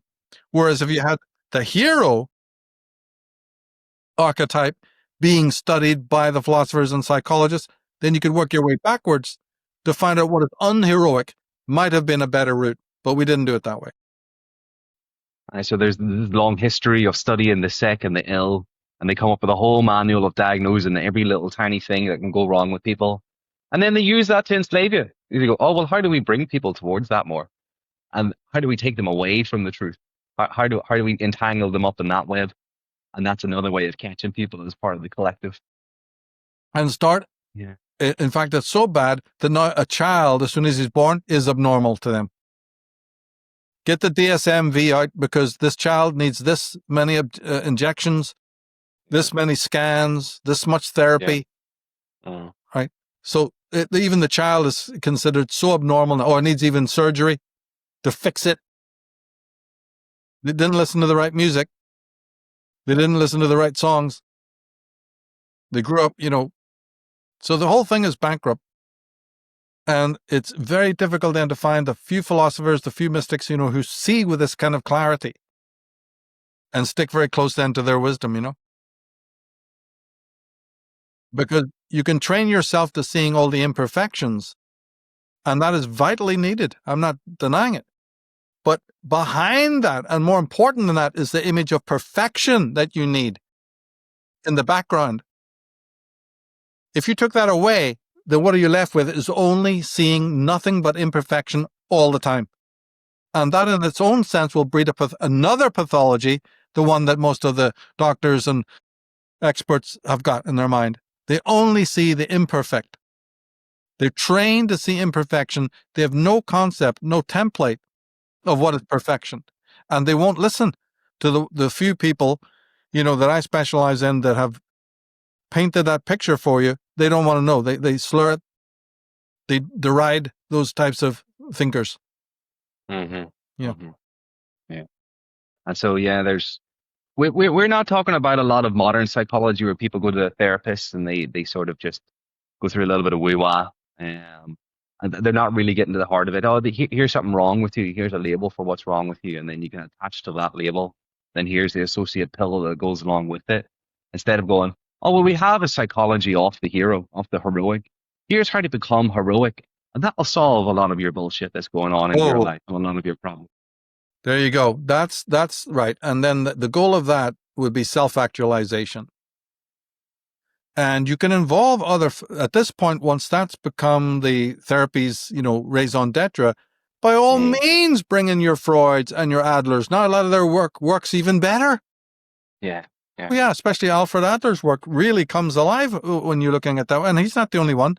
Viktor Frankl's, what he called a search for meaning, the will to meaning, which he borrowed from Nietzsche's Will to Power and upgraded it. Now there's real movement.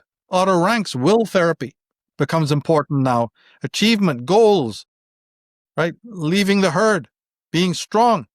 There's a lot of things that now come in. And it's not to say that there are good therapists out there, even in this abnormal system, that are still very good. I'm not denying that. But this is a paradigm-busting thing we're talking about now that hasn't seen the light of day and nobody talks about. And this is what a lot of the greats, there is systems in place for us to look at where we can see this sort of the psychology of the hero and of the Siddhartha path that is the hero's way.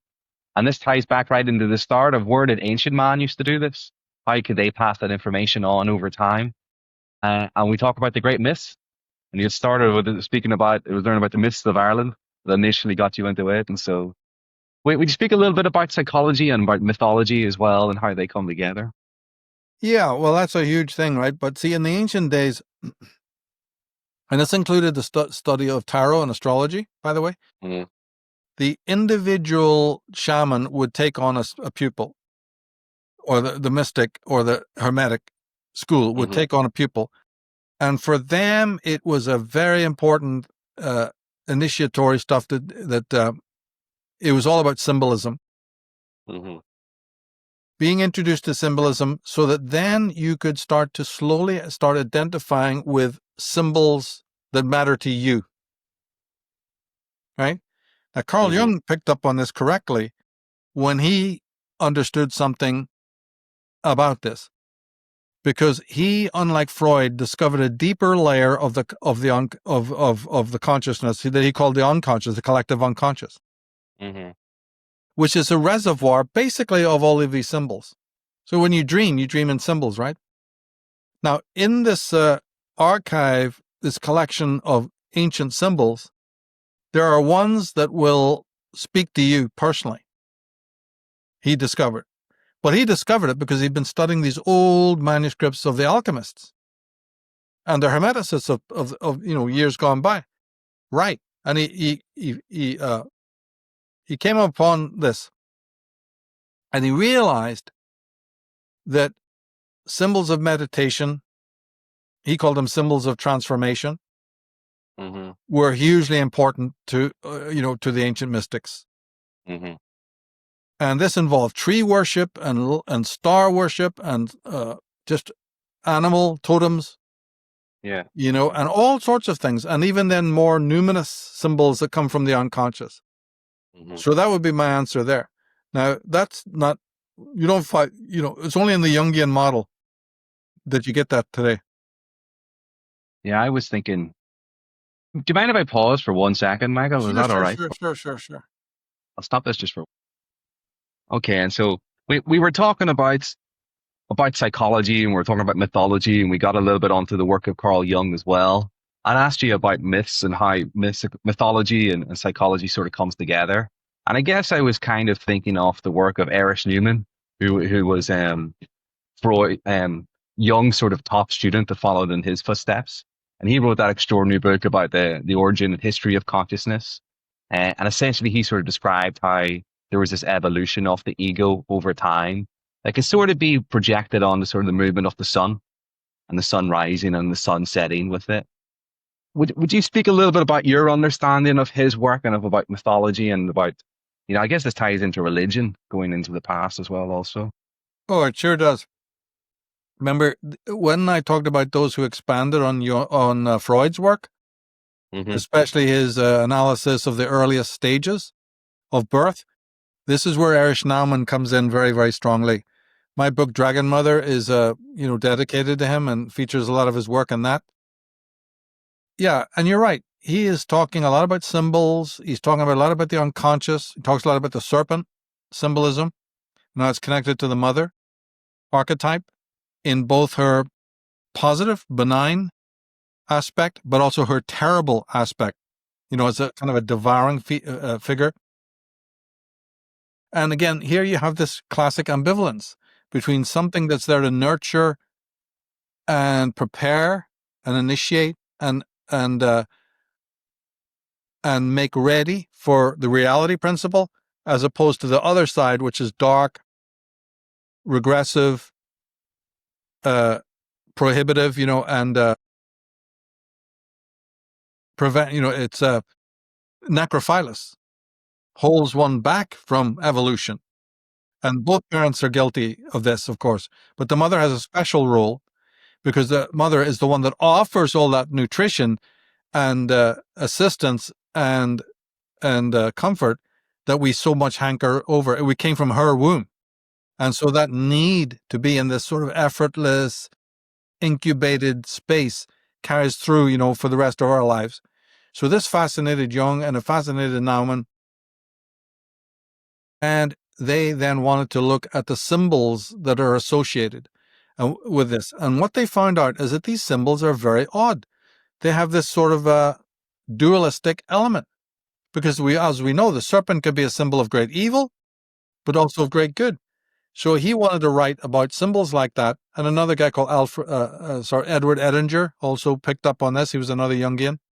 Most of the Jungians did, but nobody did it better than Neumann, right?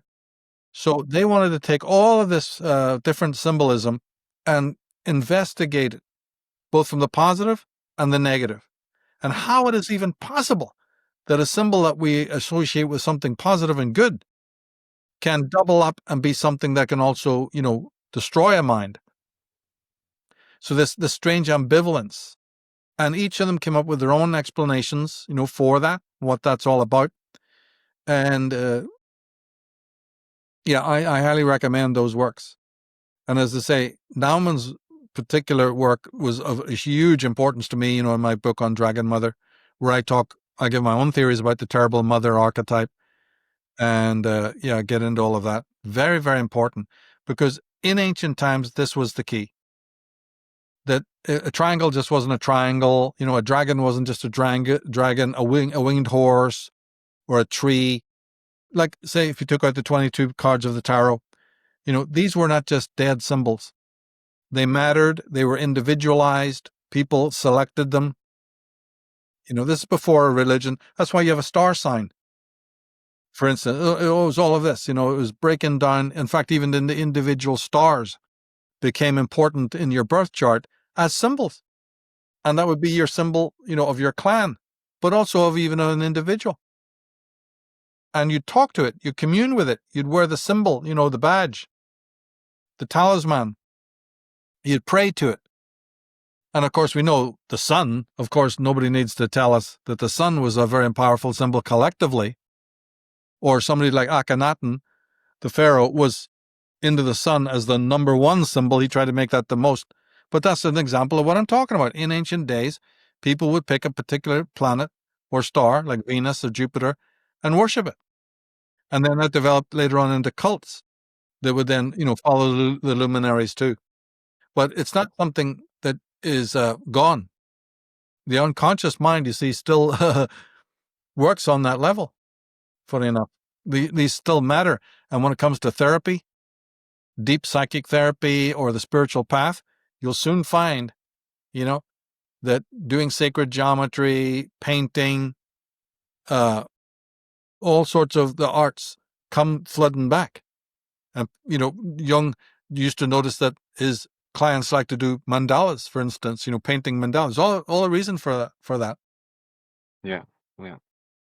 And I guess it's something I want to come back to maybe in a separate discussion. I'll leave it for next time. Definitely about your book on Dragon Mother. It's unbelievably fascinating. No one else is covering that type of thing at all. I guess one of the big things I wanted to chat about was, again, we'll maybe leave this to next time, is about consciousness itself, about its evolution over one's life, how the knowledge of that is used to sort of enslave people. And I guess it goes into the occult deeper, because we've mentioned the tarot a few times. I think the Kabbalah came up once as well in our discussion. So I don't know them in great depth. I know a little bit about them, but I've always sort of looked at them kind of like as an analogy wise. Say if somebody wants to learn something like the martial arts and wants to master something, you go through the different kinds of belts and different kinds of phases.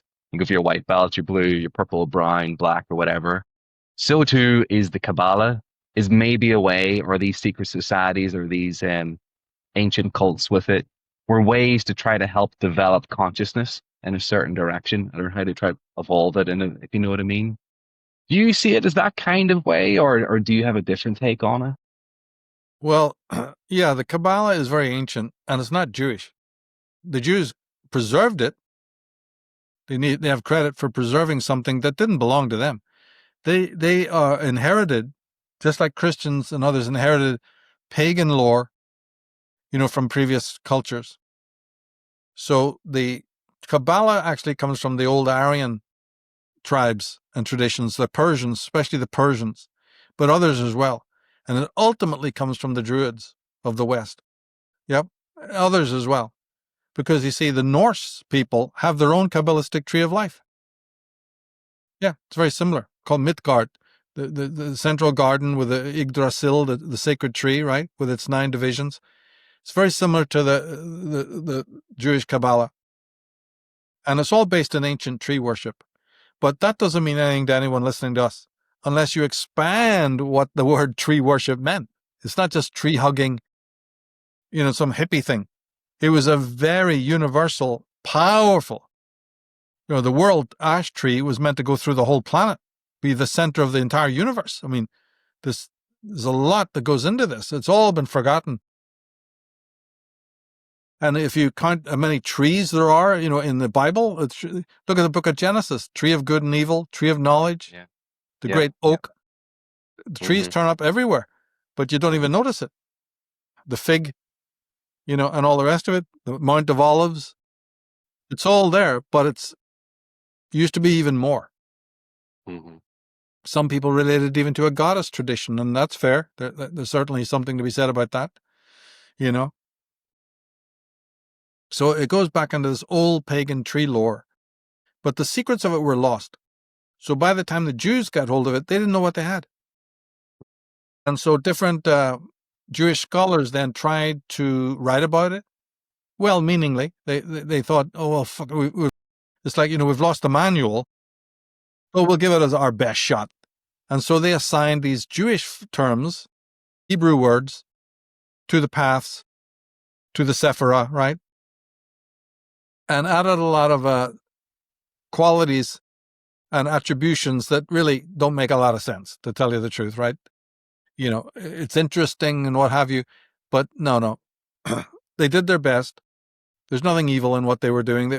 It's just like you have somebody brings you, a bunch of chapters in a book, but the introduction and the beginning chapters are lost, or brings you a piece of a map.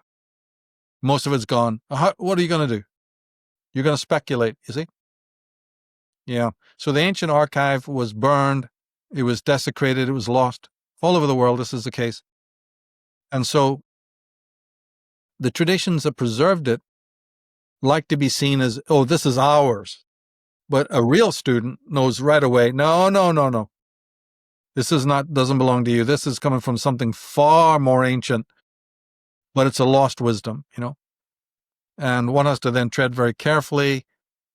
They have to study a lot to piece it all together. I wrote 2 volumes called The Trees of Life, where I give my take on that as well. These are excellent, as I said, one-of-a-kind books, because this tree worship goes into a lot of different areas you wouldn't first think of. Anyone unfamiliar, you wouldn't even believe. And recently we did a series called On the Dead Sea Scrolls, 10 parts. And towards the end of that, we went into a little bit of this as well. A little bit, yeah, just a little bit. In episodes 7 and 8, I think we talked a little bit about, the significance. But man, you see, most of the problems is that a lot of this was corrupted. Yeah. But again, when you're talking about the psychology of it, certain symbols start coming into people's dreams. And naturally, they're very worried, because if they see symbols that their culture has demonized, they're going to think they're possessed or something. They keep seeing fiery dragons or other weird creatures, gods with antlers or stag head, oh, fuck it, the devil. So this is why you need to be familiar with your Jungian therapy to go, shut up. Don't carry all that baggage, right? These are symbols of transformation. Something's happening to you. And you've got to welcome these symbols in, even though they may be frightening on the surface. Because again, we've got that dual aspect. We've got the dream as it really is, but the dream we remember when we woke up is a censored dream. The superego and the ego has altered the dream. So we've already got a problem. If you're sitting with Jung, you could say, Mr. Jung, unless the dream is really, really, really powerful and numinous, isn't it true that both you and Freud have said that there's an editing already takes place and that the dream remembered is not the same as the dream? In fact, the dream remembered is barely even remembered. And they go, that's right. That's why you can't remember most of your dreams. The editor is so strong that most times you wake up and go, I had this amazing dream. What was it about? Can't remember. Proving there's an editor. Yeah. But Exactly. that editor not just stops you remembering the dream, it even edits the actual content of the dream. Oh my God. So this is where Freud came in and said, you need an interpreter. You need to sit with me or somebody like me who can back engineer the dream. So you dreamed of a ladder, or you dreamed of a girl with red hair, right? Well, no. That's all baloney. This is what it really refers to. Mm-hmm. What? Oh, shit. Didn't you say that you were on a boat at the time that happened in the dream? And you were on water? Right. Let's decode the symbolism, you see? So this is the thing. The dream comes to you already with a kind of camouflage, with trickery, because there's something strange about the dynamic between conscious and unconscious. Part of the ego defenses is to block content from the unconscious. But psychologists like Jung were saying, but we need some of that content from the unconscious. Yeah. So now they're adding a dimension that, and Freud agreed. Why do you think Freud started doing therapy with his clients? Because this was, again, talk about it. Talk about your problems. Tell me about your dreams. He invented it. Yeah. But they took for granted that it's not a one-to-one revelation. Something is editing content. What? Well, they call it the superego or one of the defenses of the ego. These structures that you're talking about. And that's why you wake up when there's a jolt. You know, when you have a nightmare or a dream where something really powerful hits you, you suddenly wake up because the editor's going, oh, there's something I couldn't edit. Shit, that leaked into consciousness and fucking woke you up. Oh, the sensor broke down. So now you've got an interpretation issue going on. But then comes in those philosophers, some of them are the existential philosophers, said, I'm not going any further with this conversation. Because now you're setting up this fucking Mr. Freud or Mr. Jung as a bloody high priest. Look, we just got rid of these black robes. Man, Nietzschean man has been free of these bastards, and now you've got them in the white coats. Interpreters, my ass. So now then came a school of psychology that said, we're not going to set up a new priesthood of these smart Alex who are going to tell you what your dreams mean. Well, you're so divorced from yourself that you don't even know what your own dream, you can't even bring, you're meant to be a self. The only person who can interpret your fucking dreams is you. But then we go, oh no, I make a bollocks of it. What the psychologist told me is incredibly accurate. It's changed my life. What are you talking about? I need these guys. So now you got two schools fighting each other. Those who are anti-psychiatric, anti-psychological school, right? I've studied them. And you get the other guys who are going, no, we help you. This is our therapy. We've transformed thousands of lives, millions of people's lives by decoding these symbols and what they mean. We've helped them enormously. And so each of us has to then decide, which side we're on. I myself have always gone back and forth between the two because I realize the arguments of both sides. If you have somebody interpreting your dreams, that can bring up a lot of very, very serious existential issues in our world. That can bring another tyranny. It can make you divorced from your own self. So I wrote a book on that called Disciples of the Mysterium, based on the philosophy of personalism. That the only person who knows your psyche inside out is you. Or, as we're hinting in this program, you should be. You should be your own interpreter. Sure, you can pay attention to what Neumann and others have done. I think it's helpful. But at the end of the day, the real Siddhartha road begins when you work with the symbols. That's why I'm into the tarot cards, for instance. Right? A lot of my work goes into that. This is the reason. And then it becomes a secondary thing that what others have to say. So what I mean is, if you're a member of this school, you turn around and go, you know who Dr. Jung knew all about what he was an expert in? His own dreams. Floyd, mate, the psyche you know the best is yours. Don't talk to me about mine. I know that became fashionable. I know that's a trend. And I might have also colluded in it because I'm desperate and I don't want to be, I think I'm going insane. So I'll lie on your couch and we'll go through this fucking game here. But at the end of the day, I don't like the smell of this. And you had the guys who didn't. Karl Kraus, Jean-Paul Sartre, Thomas Zaz. There's a list of people who warn society about this. And they have to be taken seriously. So in my work, I'm not just this blind believer, in the schools of psychology. I take them very carefully. I weigh them up with the past philosophers, that they are answering. And I have a much broader view than most people would ever have. I've studied it intensely, and I know where the pitfalls are, but I also know where to give credit where credit's due. Mm-hmm. Yeah.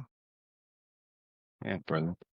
And so, yeah, we've covered a lot of ground here today. I guess we'll leave people with something maybe just to think about. And we spoke a little bit about, being an individual, understanding the lie, understanding that there's this sort of, methodologies to try to enslave us, and psychology plays a big part in that.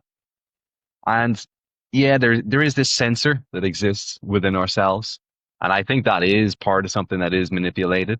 And that's one of the ways that the sort of the trick is done, or the sleight of hand. And so maybe people should think about how they censor themselves, and what is it they're really censoring, and what is it they don't want to know. Um,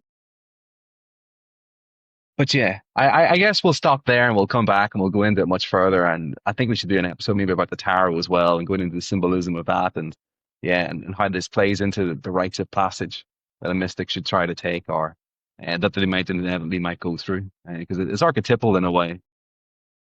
Is there anything you'd like to end with there, Michael? Yeah, any final comments? Well, yeah, just to thank you a lot for this opportunity. It's great to be part of what you're doing as a project on YouTube here, and I'm sure we'll have to, this is a good introductory one. I'm sure we'll do more in the future, But you're quite right. This idea of self-deceptiveness is key. That part where you have an external enemy, I think we all know that we're good. We've oiled up on that. I think we've done some excellent work in the world on that. We really have. It's commendable, most people. But on the side where our own cognitive dissonance is involved, and our own editing suites that we carry around in our minds, this is where, there's a lot more work needs to be done. And the focus on consciousness and its mysteries. This has been left out, sadly. So in my work, we try to, compensate for that. But the thing is, it takes you into areas that a lot of people don't want to tread. You say Sigmund Freud, and they just hear you saying, that Jew, that psychology shit. See, I mean, there's always these filters, and this is ridiculous. This is as bad as the academics who have their own paradigm, limits. See, you're never going to make progress on the true Siddhartha road. You may fire a lot of, arrows at an enemy, but self-actualization will not be involved.